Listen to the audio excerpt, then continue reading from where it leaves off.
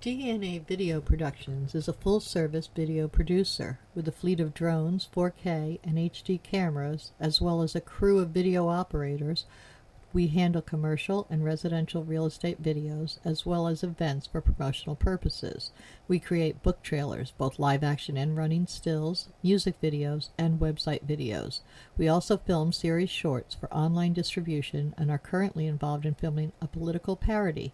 We specialize in low-cost movie making. Call DNA Video Productions at 941-748-6865 or visit our website at www.dnavideoproductions.com. That's www.dnavideoproductions.com. Thank you. Our sponsor this month is Published, an affiliate of Village Voices. Published offers all author services from writing tips, critiques, manuscript evaluations, and editing, as well as tips to help you become published. If you prefer to self-publish, purchase the step-by-step book on publishing through Amazon, or purchase services a la carte, from formatting to creating custom covers, or even tips to gather endorsements. The staff is headed by 2 professional writers. After your books are published, either trade paper, electronically, or both, purchase marketing tips, web services, book trailers, or turn your book into an audiobook. Publish provides all your writing, publishing, and marketing needs. So give them a call at 941-748-6865. Contact them online at dgould497@aol.com or go to the website at www.publishedavillagevoices.webs.com.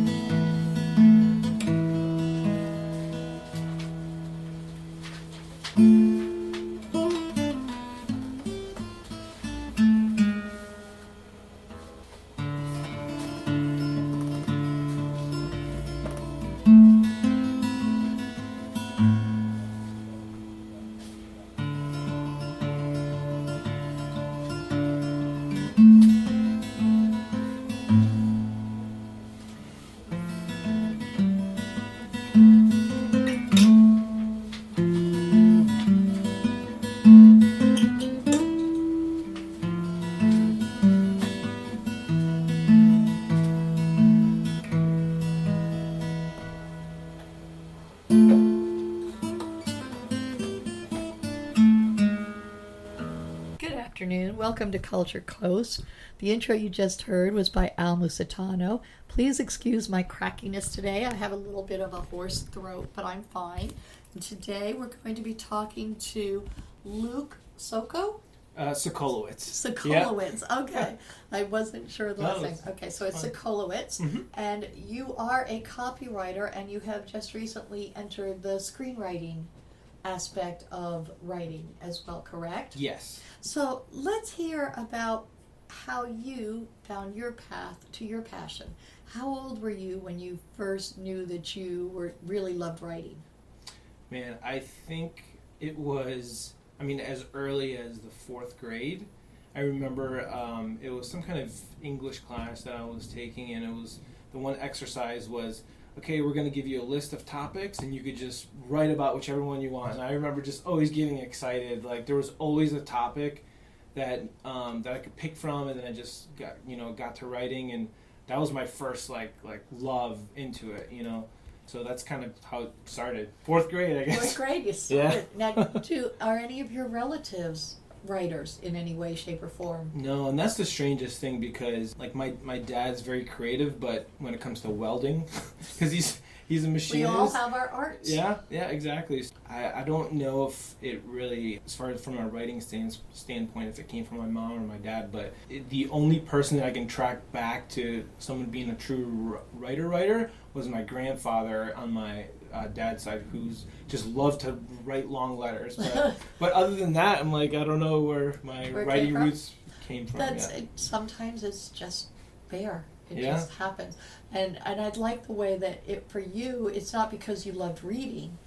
You actually fell in love with writing before reading, yes? Yeah, I would say so. Like, I think I was reading a lot of Goosebumps books, but I don't think that's what really, made me fall in love with, I want to write this. I just loved reading those, and then, like you said, writing made me fall in love with writing as opposed to the other way around. Yeah, I know. Well, for me, because I'm a writer, I fell in love through reading. Yeah. And just wanted to do as good as the things that I'd been reading. That's awesome. But yours is the opposite, and I caught that when you said fourth grade and assignments. It was like, you fell in love with the writing itself. Yeah. And that led you to, through high school, did you do a lot of writing, and what type?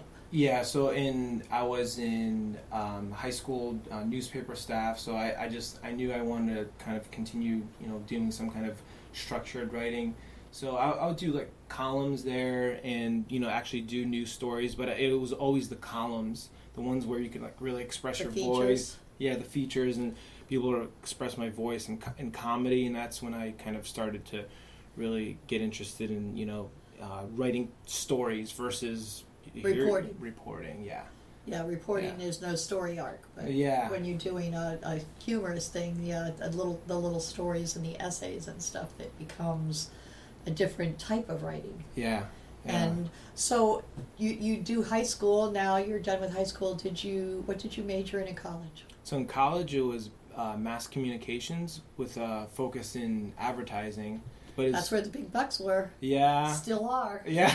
Yeah. That's kind of where I thought I would like fall in love and like do lots of fun stuff. But more and more, like as I started working in advertising, I just kept going back to, I just want to do more free form. How many years have you been in advertising? Now, let's see, like about 7.5 years. And you are currently working a day job for 22 Squared? Yeah, 20. Which sounds really millennial. Yeah. It sounds big keyword of the day. Sure.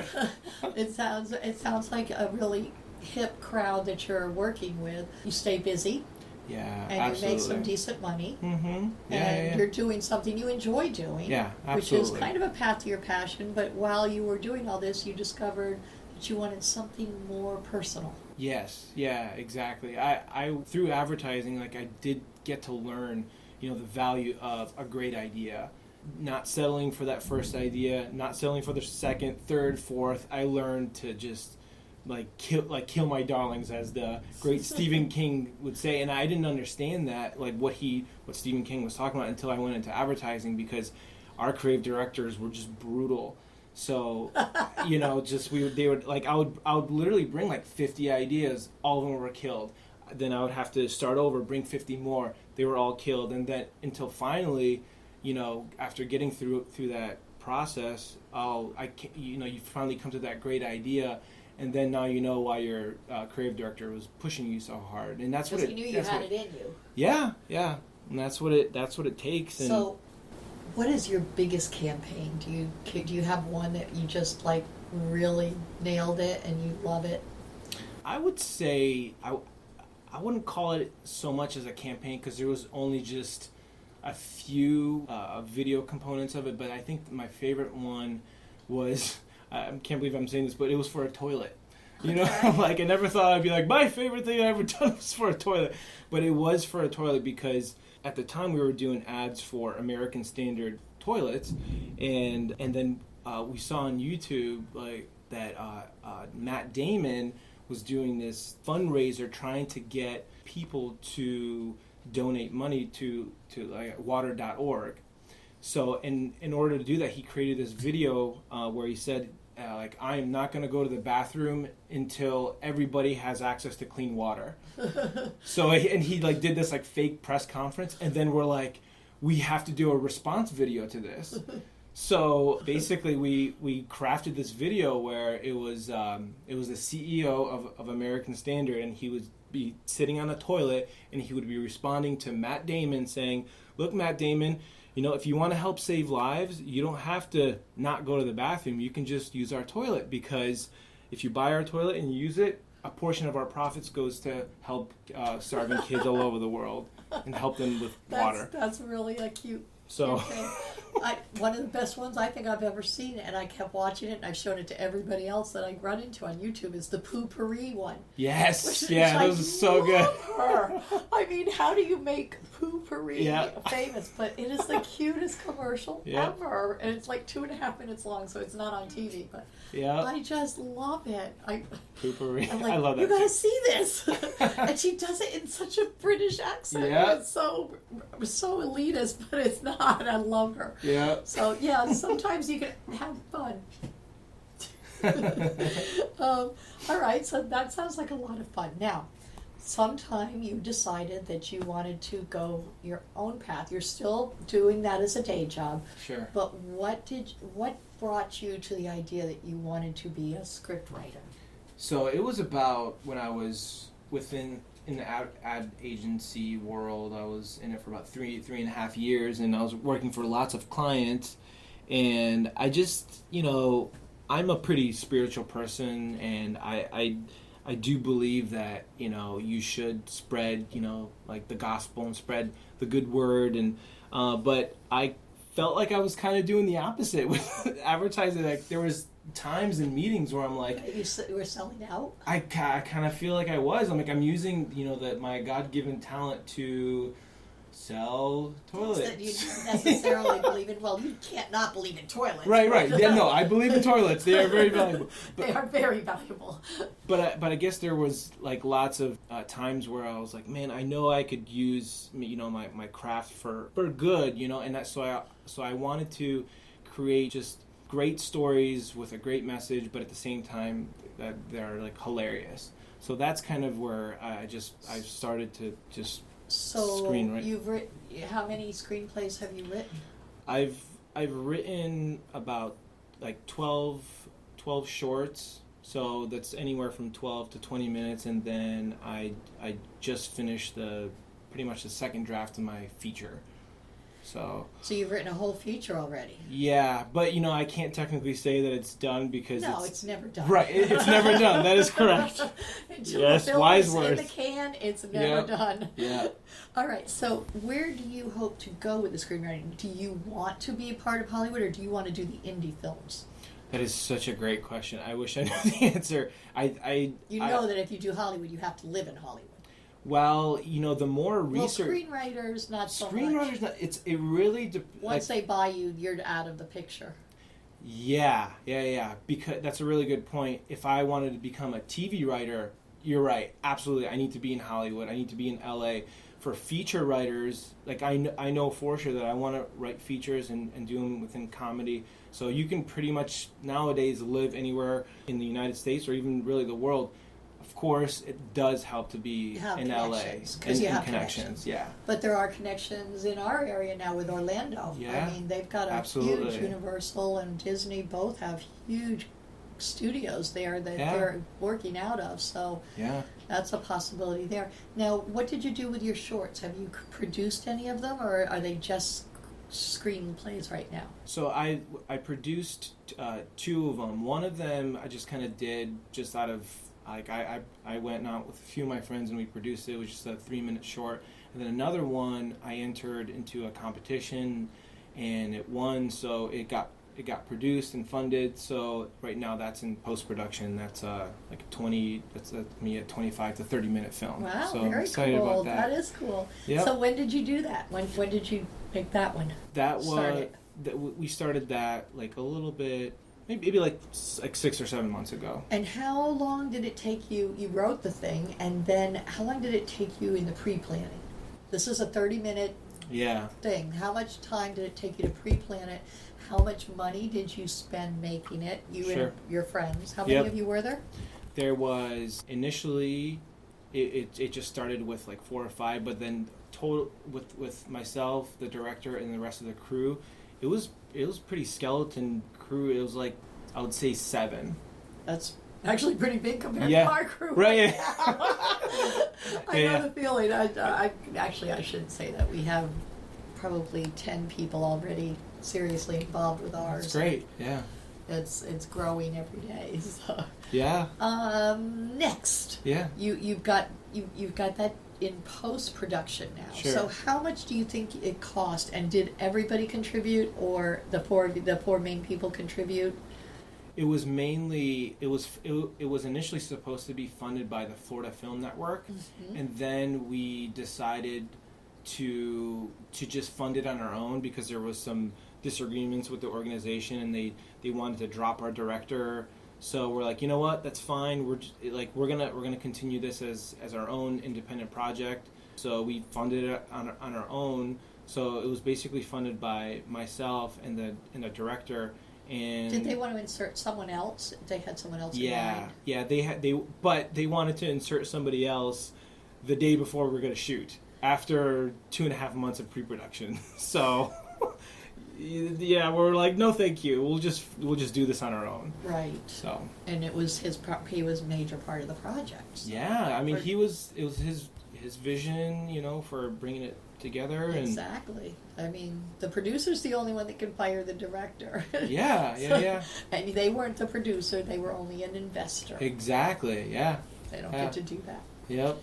All right. So it's in post-production now. What do you plan to do with it? Put it in some festivals? Yeah, absolutely. I think that's going to be the main thing. Once we have it done, we'll kind of take a look at it and see, what type of quality it ends up becoming, because that will dictate, okay, it could potentially make it into this festival. So we'll enter into as many as we feel like it can potentially play. Right, across the country, yeah, wherever you can. Now, how much did it cost you all to do this? Because I know we're talking no budget filming. Yeah, basically. Yeah. It was.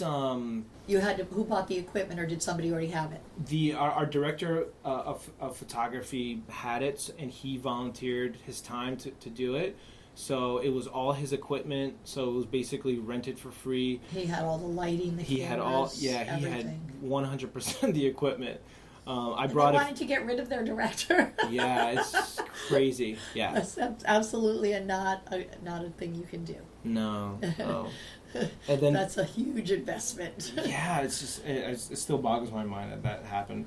But anyways, it worked out, and altogether between myself and the director, I mean, it was probably cost with mainly for food and just spotting people for gas money, about a little under like $1,500. That's not bad. Yeah. Not bad. Yeah. I don't know if you heard Carl Wilson, who did Catching Junior Tate, which cost $20,000 to do that whole feature film, which is amazing. That's incredible. That is incredible. And it's an incredible film, but he did Breaking Up with Rosie for $3,000, and it has won film festivals. And it's, I mean, to do a feature film for $3,000 just boggles my mind. That's crazy. But he said it's all in the pre-production.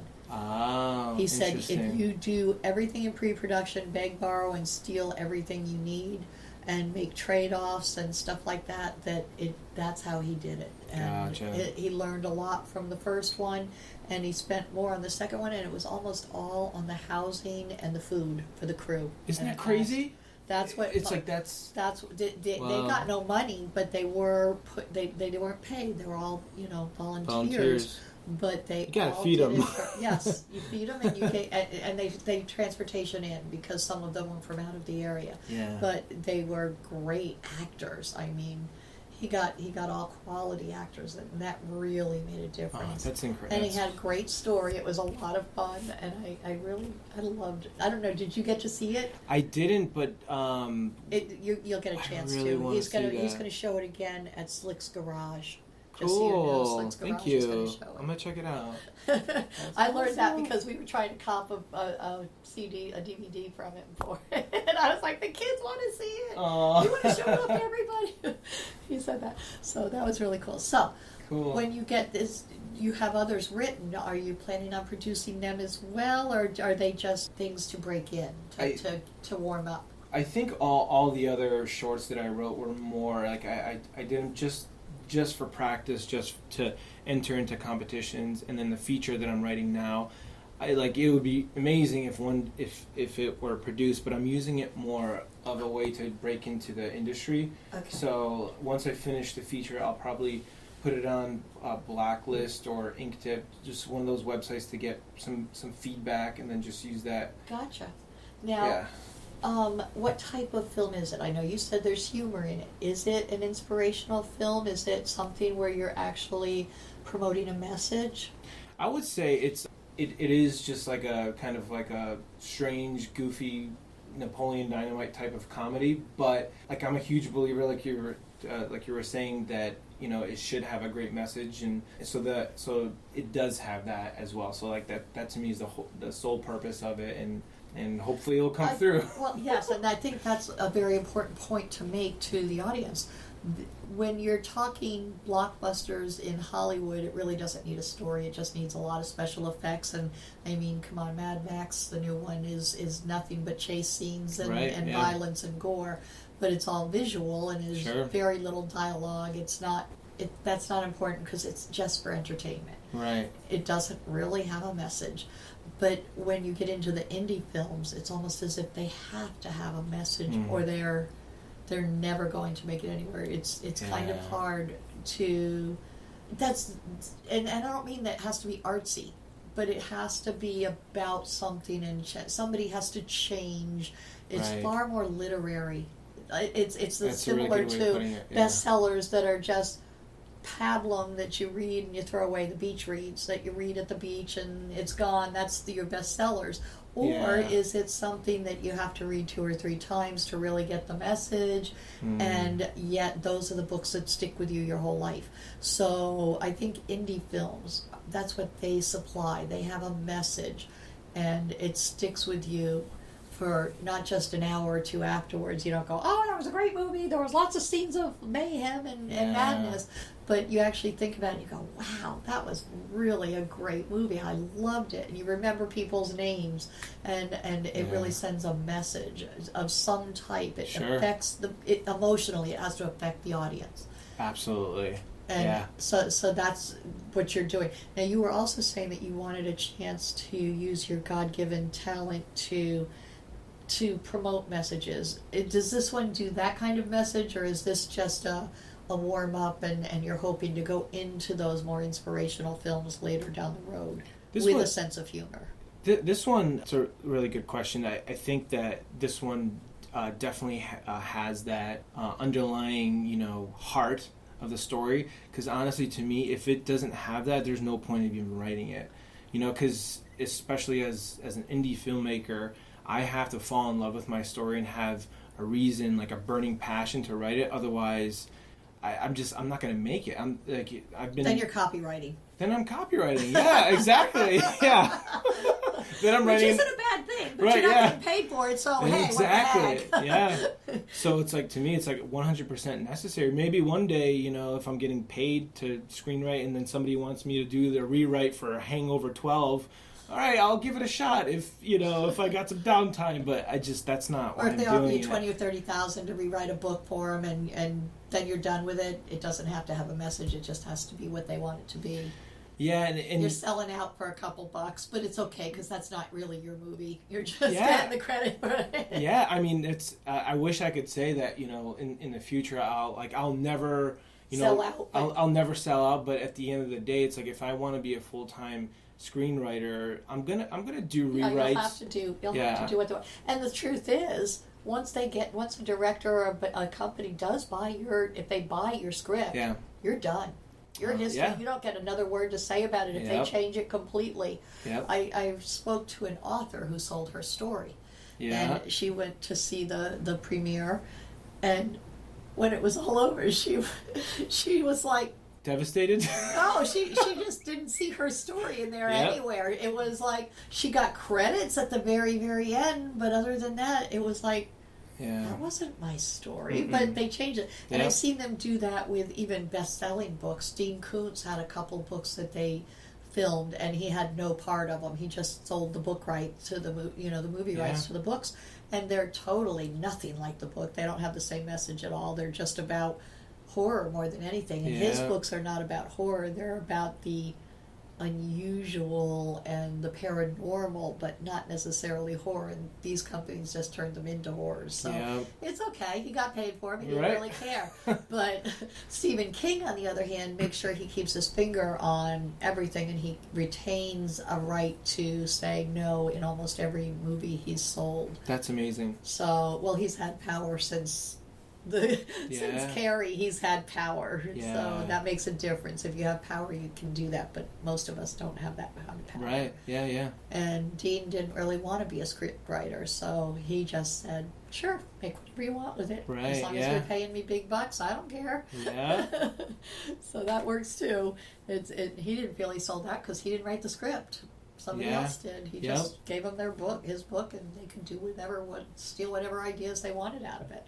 Yeah. Well, it has been really great talking to you. I think our audience has learned a lot, and I hope to see lots more screenwriters. Now, we're also going to be in a couple weeks speaking to your other half, Rachel, about her magic muffins and other bakery delights. Yes. Because she has a shop in the village. Yeah. Okay.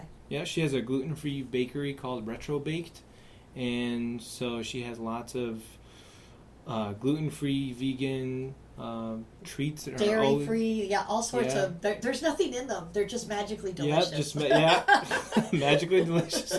They are. Yeah, I've had her lemon raspberry cupcakes, and they're amazing. Those are my favorite. Even though I'm a chocoholic, those are my absolute favorite. They're amazing. Well, it was great having you on Thank the you, show, Donna. and I hope to see much more of you at Minnesota Films and other places around town. Thank you, and at Donna. film festivals. Yeah, absolutely. Next year, Skyway. Yes. Thanks. Thank you, Donna. Nightmares. Frightful visions during the night, causing terror and loss of sleep. Daymares. Frightful visions during the day, causing fear and paranoia. Gothmares. Gothic visions that can happen anytime, causing horror and disgust.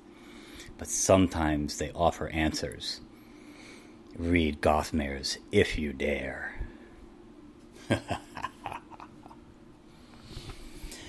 Gothmares, a young adult novel by Al Musitano, available on Amazon and fine bookstores everywhere. Village of the Arts, the largest artist colony in the state of Florida, located on 42 acres, includes artists, homes, galleries, gardens, and restaurants featuring handcrafted gifts, fine art sculptures, painting, photography, enviro art, healing arts, books, mystics, and musical variety. A few of the galleries are unique in their offerings. Village Voices specializes in books and art created exclusively by Florida residents. The Dancing Crane Gallery offers fine art, custom jewelry, and unique, innovative art. The Village Mystic offers all things metaphysical: meditation, massage, mediums, aromatherapy, psychics, shamans, Reiki healing, and the gem mine, where you can mine for your own personal treasure. Yoga Arts offers classes or one-on-one coaching. Musicians and bands can be found throughout the area. Many of the artists and musicians offer classes. Restaurants and bakeries provide respite for the weary and magic for the foodies. Visit during the first Friday Art Walk and stroll through the shops and galleries enjoying free appetizers, wine, music, and demonstrations. For hours and information, please visit the website at www.villageofthearts.com.